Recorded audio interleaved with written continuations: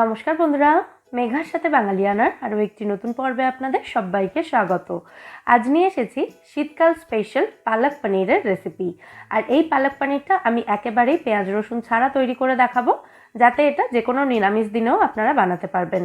তাহলে চলুন দুর্দান্ত সুস্বাদু এই পালক পনিরের রেসিপি আজকে দেখে নেওয়া যাক। পালক পনির তৈরি করার জন্য সবার প্রথমে পালং শাকটাকে ব্লাঞ্চ করে নিতে হবে।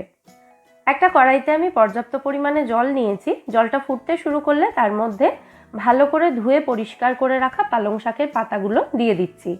চেষ্টা করবেন একটু ছোট এবং ফ্রেশ পালং শাক ব্যবহার করার। পালং শাকের শুধু গোড়াটাই আমি বাদ দিয়ে দিয়েছি, আর গোড়া বাদ দেওয়ার পরে পালং শাকের ওজন ছিল 300 গ্রাম মতো। এই ফুটন্ত জলের মধ্যে দেওয়ার পর পালং শাকটাকে ঠিক 2 থেকে 3 মিনিট মতো রান্না হতে দিতে হবে। খুব বেশিক্ষণ রান্না করলে পালং শাক কিন্তু একেবারে সেদ্ধ হয়ে যাবে, তাতে কিন্তু পালক পনিরের টেস্ট খুব ভালো হবে না। তো একদম ঘড়ি ধরে 2 থেকে 3 মিনিট মতো এই ফুটন্ত জলের মধ্যে পালং শাকটাকে রান্না হতে দিতে হবে। 3 মিনিট হয়ে গেছে। এবার আমি এই গরম জল থেকে পালং শাকটাকে তুলে ঠান্ডা জলের মধ্যে দিয়ে দেব। এই পদ্ধতিটাকেই বলা হয় ব্লাঞ্চিং পদ্ধতি। এতে পালং শাকের রঙটা একেবারে সুন্দর সবুজ থাকবে, রান্না করার সময় কালো হয়ে যাবে না। দেখুন, পালং শাকটাকে আমি ঠান্ডা জলের মধ্যে রেখে দিলাম। এবার এই ঠান্ডা জল থেকে তুলে পালং শাকটাকে একটা মিক্সার জারের মধ্যে দিয়ে দিতে হবে, এটা বেটে নেওয়ার জন্য। ঠান্ডা জলে দেওয়ার ফলে পালং শাকটা অলরেডি ঠান্ডা হয়ে গেছে, তাই এটা সঙ্গে সঙ্গেই কিন্তু বেটে নেওয়া যাবে। পালং শাকের সাথে আমি এখানে দিয়ে দিচ্ছি 1 মুঠো মতো ধনে পাতা এবং স্বাদ মতো কাঁচা লঙ্কা। কাঁচা লঙ্কাগুলোতে খুব বেশি ঝাল ছিল না, সেই জন্য আমি 5-6টা দিয়েছি, আপনারা 2-3টেও দিতে পারেন। এবার এই পালং শাক, ধনেপাতা এবং কাঁচা লঙ্কাটা একসঙ্গে বেটে নেব। এরপর আমি পালক পনিরের মশলাটা তৈরি করে নেব। তার জন্য একটা বাটিতে নিয়ে নিয়েছি 1.5 ইঞ্চ মতো আদা। আদাটা ছোট ছোট টুকরো করে কেটে নিয়েছি এবং 6টা গোটা কাজু বাদাম রেখেছি। আদা, কাজু বাদাম আর এর সাথে 3 টেবিল চামচ টক দই একসাথে মিক্সিতে দিয়ে মিহি করে বেটে নেব। এবার চলে যাচ্ছি নেক্সট স্টেপে। একটা কড়াই ভালো করে গরম করে তার মধ্যে আমি 2 টেবিল চামচ মতো তেল দিয়েছি এবং 1 চা চামচ মতো মাখন দিয়েছি। মাখন আর তেলটা একসাথে ভালো করে গরম করে নিয়ে তারপর এর মধ্যে দিয়ে দিচ্ছি পনিরের টুকরো। আমি এখানে 300 গ্রাম পনির ব্যবহার করেছি।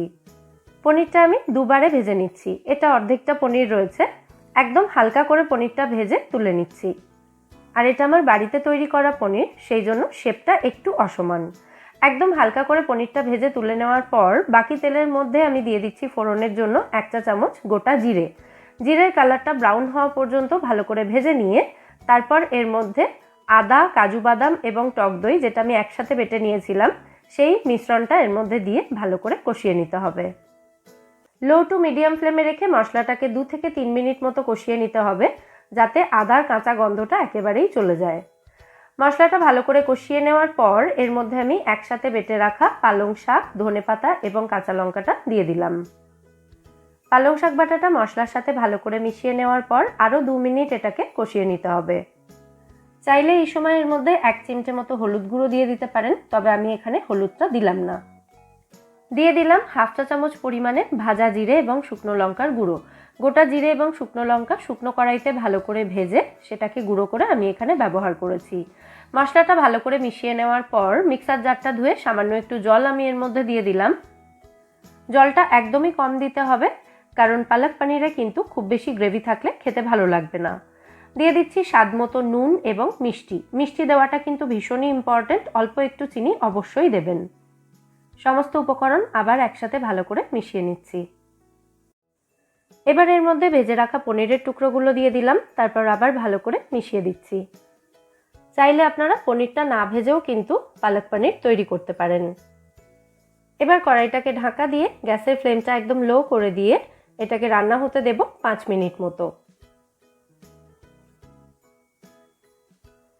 5 মিনিট পর কড়াইয়ের ঢাকনাটাকে খুলে আর একবার এটাকে ভালো করে নাড়াচাড়া করে মিশিয়ে দিচ্ছি। এরপর এর মধ্যে দিয়ে দিচ্ছি 2-3 টেবিল চামচ মতো ফেটিয়ে রাখা ফ্রেশ ক্রিম। ফ্রেশ ক্রিম না থাকলে আপনারা দুধের সর মিক্সিতে ভালো করে ফেটিয়ে এখানে ব্যবহার করতে পারেন, তাতেও কিন্তু পালক পনিরের টেস্ট খুব ভালো হয়। সবশেষে এর মধ্যে 1/2 চা চামচ মতো পাতিলেবুর রস দিয়ে দিচ্ছি। আবারও একবার ভালো করে মিশিয়ে দিচ্ছি এবং আমাদের দুর্দান্ত সুস্বাদু পালক পনির এখানে একদম রেডি সার্ভ করার জন্য। গ্যাসের ফ্লেমটা অফ করে এবার আমি পালক পনিরটা সার্ভ করে দিচ্ছি। ওপর থেকে সামান্য একটু বাটার দিয়ে এটাকে সার্ভ করতে পারেন।